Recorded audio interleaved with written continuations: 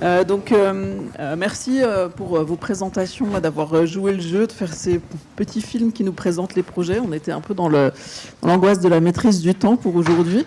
Je voulais poser une première question à Caroline Méjean pour le projet CARI.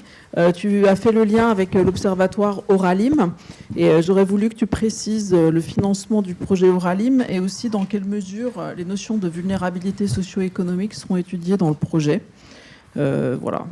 Puisque c'est en lien avec notre axe 2, dans le pilier 2. Oui, merci Sophie. En effet, CARI fait partie d'Auralim, comme je l'ai dit, qui veut dire Observatoire et Recherche pour l'Alimentation, qui traite donc des enjeux alimentaires à La Réunion, mais aussi à Maurice et à Rodrigue. Donc les financements des autres volets d'Auralim sont les fonds FEDER, donc les fonds européens de développement régionaux, mais aussi interrégionaux pour ce qui concerne les volets Maurice et Rodrigue, et des financements aussi de la région Réunion et de l'ARS Réunion. Alors, pour ce qui est de ta question sur les vulnérabilités socio-économiques, en effet, c'est un sujet important. Peut-être que je le rappelle, 36% de la population à La Réunion vit en dessous du seuil de pauvreté, hein, donc c'est important. Dans l'expertise scientifique collective sur l'alimentation des Outre-mer, on a mis en évidence des inégalités sociales de nutrition très importantes, avec par exemple des différences entre les catégories les plus faibles, les plus basses et les plus élevées de 10 points de prévalence pour le diabète, 20 points de prévalence pour l'obésité. Donc c'est un sujet très important. Dans CARI, comment on le traite ?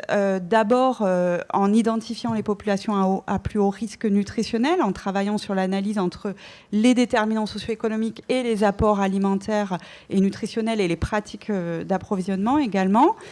On le traite aussi en mesurant l'insécurité alimentaire. Donc on va pouvoir estimer la prévalence d'insécurité alimentaire modérée et sévère et étudier l'association avec les comportements alimentaires. Ça va fournir des informations utiles à l'appui des politiques publiques sur les questions de précarité. Et un autre volet dans CARI, c'est l'estimation du coût de l'alimentation, puisqu'on développe une base de prix qui sera appariée aux données de consommation. On va pouvoir estimer à quel coût est une alimentation équilibrée et pour qui. Si un régime de bonne qualité nutritionnelle est finalement plus cher qu'un régime de mauvaise qualité nutritionnelle. Voilà, c'est des questions qu'on se pose. Et peut-être je termine sur Auralim, parce que donc, dans Auralim, il y a d'autres volets aussi qui traitent des questions de vulnérabilité. On a une étude qui porte sur les marges de manœuvre pour améliorer la qualité nutritionnelle de l'aide alimentaire à La Réunion, en collaboration avec la Banque alimentaire. Et aussi, alors plutôt menée par ma collègue Laurence Thibert de l'IRD, une étude d'intervention auprès de familles précaires portée par l'ARS Réunion. Voilà. Merci beaucoup, Caroline. Je voulais maintenant passer à une question à Yuna Chifolo pour le projet Platforter Food. Dans le film, tu évoques des activités de recherche et sciences participatives qui seront menées à l'intérieur du projet. Alors, on ne l'a pas présenté dans les actualités du projet, mais ça fait aussi partie intégrante des objectifs de gouvernance, notamment pour le pilier 1, d'engager des actions de sciences participatives en lien avec les recherches sur le microbiome. Je me demandais si vos activités dans ce sens avaient déjà commencé et si tu pouvais déjà faire un retour d'expérience et s'il y aurait possibilité là aussi de faire un groupe de travail interpilier parce que ces enjeux de recherche participative, ils intéressent beaucoup aussi les autres acteurs en fait. Oui, très bonne idée de faire un groupe de travail, parce qu'en effet, cette démarche en fait, de recherche et de sciences participatives, justement, je montrerai un peu la différence entre les deux, elle est motivée par la spécificité en fait, des systèmes alimentaires locaux qui, à la fois, sont partout et nulle part. Partout parce que quand vous achetez un produit, finalement, il est peut-être local, issu de circuits courts ou pas, en fait. C'est pas forcément facile de le savoir pour vous, consommateurs, y compris même quand on est un peu initié au sujet. Alors, surtout quand il y a un intermédiaire, puisque la définition en France de circuit court, c'est un intermédiaire maximum entre producteurs et consommateurs. Et à la fois, ils sont nulle part parce qu'ils sont très peu captés par les statistiques nationales. Le recensement agricole se limite justement à dénombrer les agriculteurs qui font de la vente directe, du circuit court, sans finalement d'indication sur les volumes, sur les chiffres d'affaires. Et pareil du côté des statistiques sur les marchés, la consommation, parce que en fait, c'est compliqué à cerner.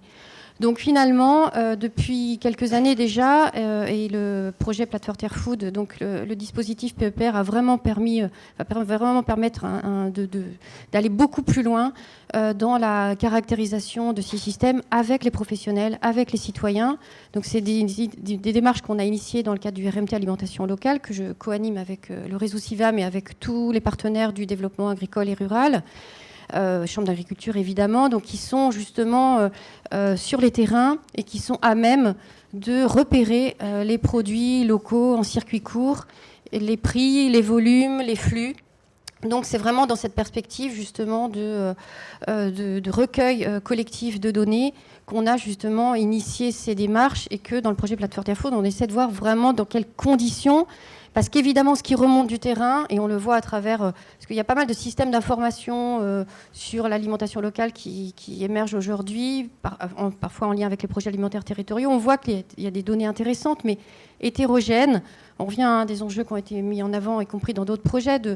Certains vont donc pas désigner le produit de la même façon, pas désigner le circuit de la même façon. Donc il y a un enjeu aussi de formation en amont pour que les données qui remontent des terrains par des professionnels, mais aussi par des citoyens, donc soit justement le plus homogène possible et qu'on puisse aussi finalement comparer les situations.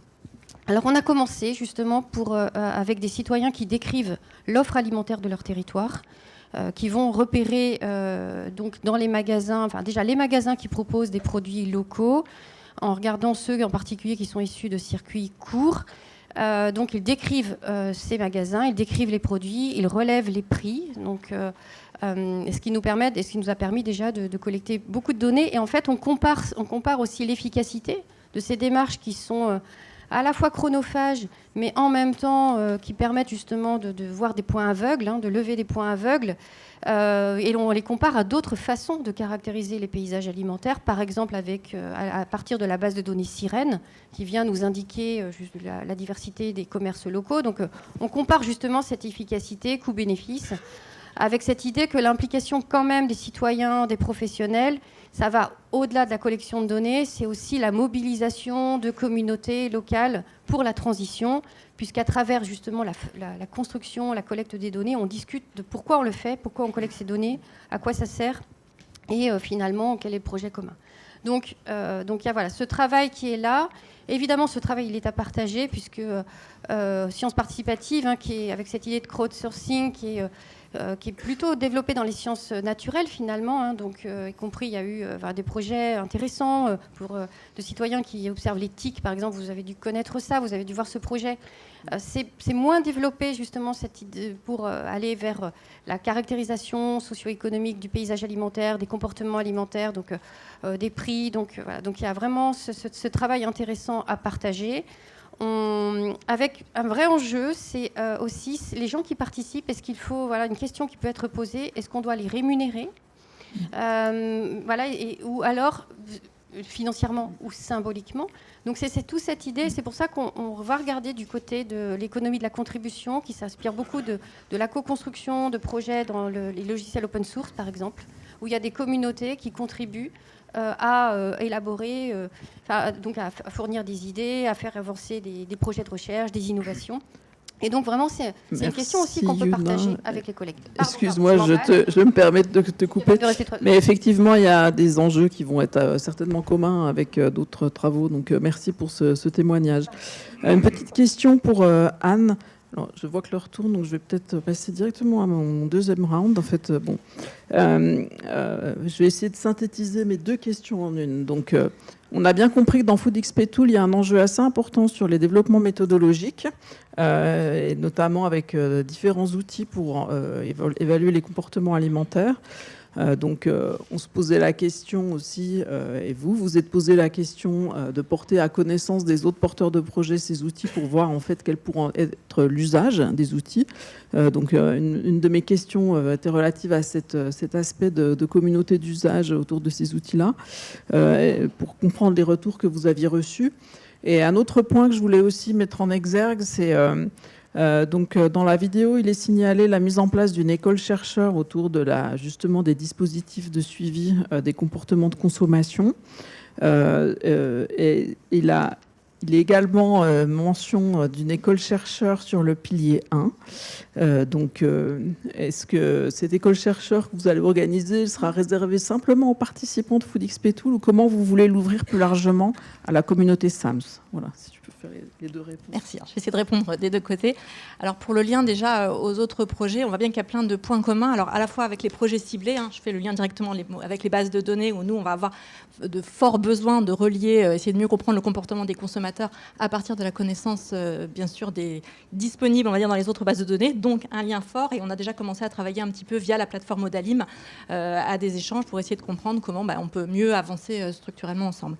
Ensuite, sur les autres projets, et notamment les réponses à l'appel à projets et aux projets qui ont été lauréats, il y a alors, Laurent Muller qui est directement qui porte le projet qui est à l'interface entre les deux piliers et qui va mobiliser très fortement les outils qui seront développés dans le cadre de ce projet ciblé. Et puis, il y a d'autres personnes qui ont commencé à prendre contact avec nous et à voir comment ça pourrait peut-être, les outils qu'on va développer, les aider à aller un cran plus loin pour mieux comprendre finalement le comportement des consommateurs, recueillir les données via notamment l'application. Et puis ensuite, je voulais juste faire un lien également. Alors là, on sort de SAMS, mais il y a d'autres projets qui commencent à faire appel à nous, et notamment des projets qui sont en train de se monter dans le cadre du grand défi Ferments du futur, par exemple, où on voit des intérêts communs à travers soi, les besoins de l'application qui serait développée, ou alors des restaurants expérimentaux, et de voir comment est-ce qu'on peut essayer aussi de faire des liens avec l'offre, cette fois, de produits fermentés, ou alors les cohortes derrière de participants à mieux comprendre en tout cas leur comportement. Donc voilà, donc ça c'est pour ce premier volet. Et puis pour le deuxième volet, juste école chercheur. Donc l'idée en effet, ça émane du projet ciblé, mais l'idée c'est de l'ouvrir, et même de l'ouvrir peut-être un peu plus largement aux scientifiques. En France, il y a d'autres types de cafétérias expérimentales qui existent, qui peuvent être adossés à des CRNH. Il peut y avoir également des restaurants expérimentaux à Toulouse, à Rennes, qui ne sont pas comprises, nous, directement dans ce projet ciblé. Mais on voit bien qu'on a des interactions très fortes pour partager des questions méthodologiques, des questions autour de l'éthique, du RGPD, soit des méthodologies, soit de bien comprendre les spécificités en fait, de ce panorama et paysage, et vraiment essayer d'aller plus loin ensemble. Donc oui, ça sera ouvert. Merci de ce témoignage. Donc FoodXP Tool sera vraiment une vitrine pour tirer en avant la communauté sur ces questions-là. En fait, donc on se réjouit des progrès qui pourraient être accomplis dans ce cadre. Et merci d'avoir fait le lien aussi avec le grand défi Ferments du futur, en fait, puisque ça fait aussi partie pleinement de la stratégie nationale d'accélération sur l'alimentation favorable à la santé et durable. Mathilde, j'avais des questions aussi pour Interfood. Tu évoques l'exposome alimentaire, en fait, dans la façon dont Interfood va permettre de mieux caractériser cet exposome alimentaire. Donc, en écoutant, je m'interrogeais si tu le définissais vraiment en lien avec la somme des aliments consommés par les individus, ou si la constitution des bases de données, puisque tu parlais aussi des bases de données sur les contaminants, permettra d'aller plus loin dans la compréhension des métabolites ingérés par les consommateurs. Donc, est-ce que tu peux nous éclairer sur ce point? Et je vais aussi aller directement à mon autre question pour rester dans le temps, parce que je voulais vraiment qu'on puisse comprendre dans quelle mesure Interfood ça s'inscrit aussi dans des stratégies internationales d'interopérabilité des bases de données. Tu as cité l'EFSA, et donc on voit bien l'enjeu de travailler en coopération au niveau européen, à minima. Donc sur l'aspect international, j'aurais voulu aussi que tu puisses donner les perspectives, s'il te plaît. Oui, alors merci pour ces questions. Donc, vous connaissez tous, j'imagine, la notion d'exposome, donc Chris Wilde dans le début des années 2000, donc ce qui représente finalement toutes les expositions physiques, biologiques, chimiques et aussi psychosociales, économiques auxquelles on est soumis depuis la vie in utero jusqu'à la fin de vie. Et donc quand on s'intéresse à l'alimentation, on a finalement ces fameux 30 tonnes d'aliments et 50 000 litres de boissons. Ce sont des chiffres de ce qu'on ingère au cours d'une vie en moyenne, issus des enquêtes comme INCA ou Esteban, les grandes enquêtes de consommation nationale. Tout cela, ça va véhiculer, alors évidemment, des choses qu'on commence à bien connaître maintenant en termes d'impact sur la santé, les vitamines, minéraux, lipides, etc., mais aussi tout un ensemble d'autres composés, notamment des additifs alimentaires, il en existe un peu plus de 300 autorisés en Europe, des contaminants qui peuvent venir des procédés de transformation, de la production aussi, donc des pesticides, des contaminants néoformés, acrylamide, etc., ou bien des emballages alimentaires ou des matériaux au contact des aliments. Là, on se parle de 12 000 substances autorisées qui peuvent entrer dans la composition, 14 000 si on prend en compte encore aussi les NIAS, donc les substances pas forcément voulues. Donc on a affaire ici à un exposome là, déjà chimique absolument monumental à explorer, sans parler après effectivement des notions voilà, de prix, d'autres aspects plus économiques. Et donc l'idée d'Interfood, c'est de pouvoir justement interfacer, oui, les consommations d'aliments, boissons, etc., des participants, notamment des études épidémiologiques, mais aussi avec toutes ces bases de données de composition, de contamination, de prix et autres, pour vraiment avoir une image la plus, on va dire, exhaustive, on n'en est pas là, mais la plus complète possible, et pouvoir étudier les liens, les impacts de tout cela sur la santé. Sur l'aspect international, alors justement, on est vraiment... content dans le projet d'avoir l'ANSES qui a pour mission, c'est vraiment, ils sont obligés de le faire, de transmettre justement des données nationales d'exposition, de consommation, etc. à l'EFSA. Et donc cet interfaçage, ils ont les mêmes problèmes que nous au niveau international, ils se posent les mêmes questions. Les outils qui vont faciliter le match de manière le plus automatisée possible dans Interfood vont aussi servir au niveau international et vont servir en premier lieu aussi avec l'interfaçage de toutes les données que l'EFSA collecte sur contaminants et autres. Donc on est vraiment là dans un impact qui se veut au niveau international pour ce projet. Merci beaucoup Mathilde.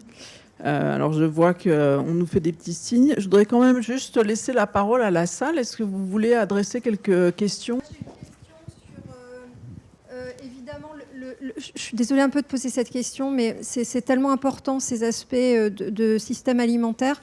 C'est un peu le lien avec, quelles sont les connexions avec les enjeux un peu politiques. Je prends un exemple.